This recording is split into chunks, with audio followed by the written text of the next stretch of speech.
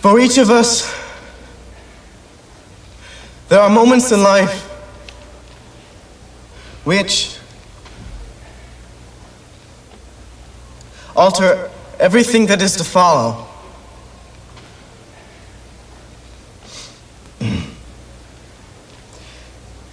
As I stand before you today,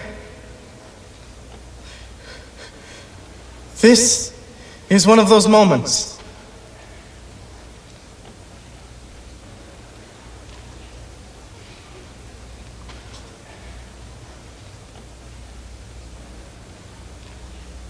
I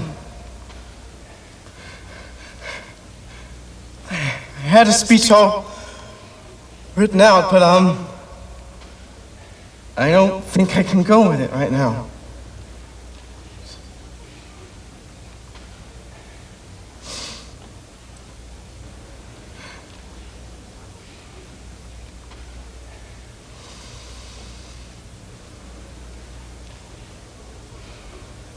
Most of you probably know by now that, my brother died this week.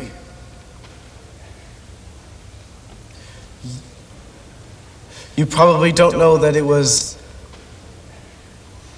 a, suicide.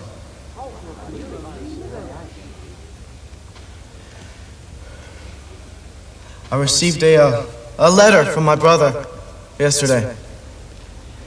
And I think it has more to say than the speech I had written.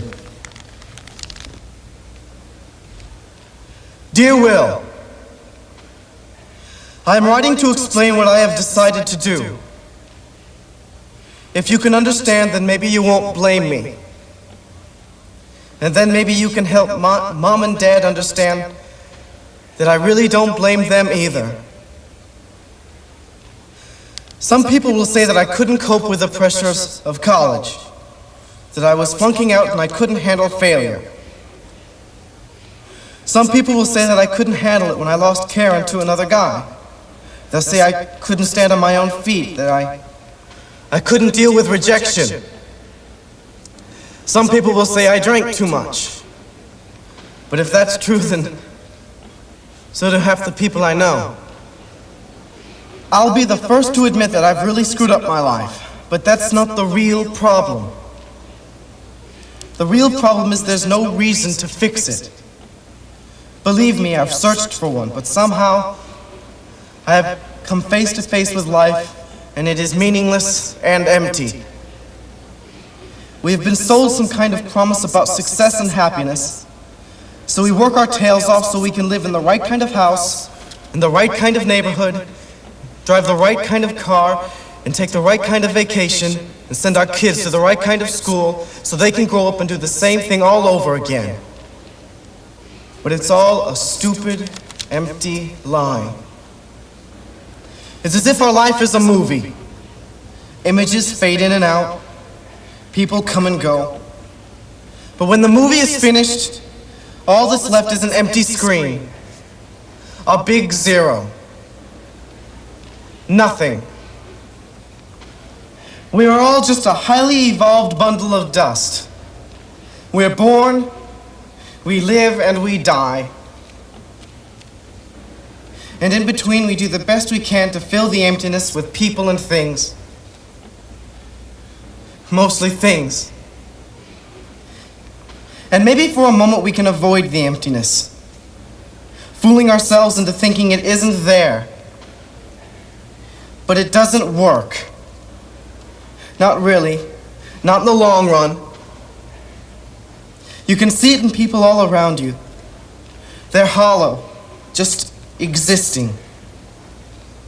They're marching towards a mirage. But they never get there. They just keep marching. I seem to be repeating myself, and really I am so disgusted with repetition. It's a waste. And it all comes down to one question. Is there a reason to choose living, if that's what you want to call it, over dying? Is there a reason to prolong this meaningless existence? I don't believe there is. I have thought this through and, strangely enough, I feel at peace about it. Something I haven't felt for a long time. Your brother Paul.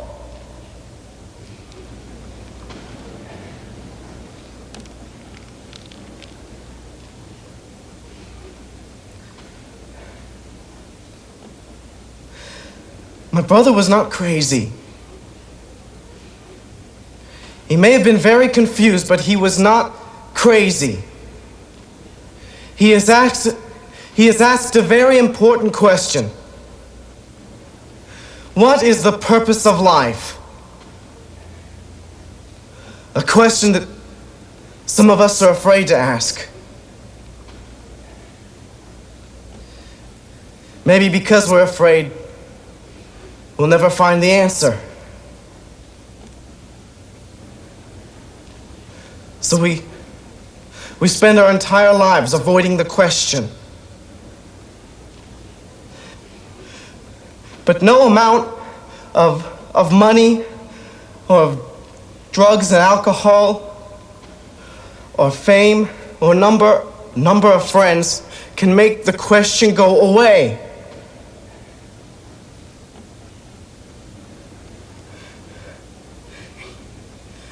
And if we leave here today without determining in our own hearts and minds that we are going to find the answer,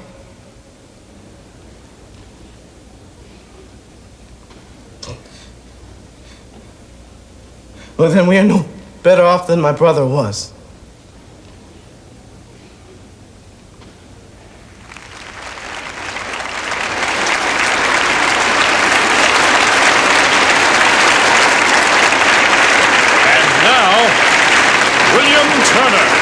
Senior class president.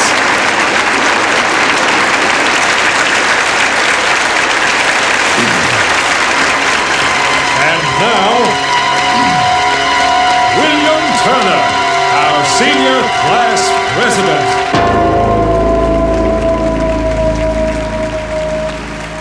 I was still struggling with what I should say and do when the sound of my own name brought me back to my senses. It was my turn to go to the podium. My knees were weak and my stomach was in knots.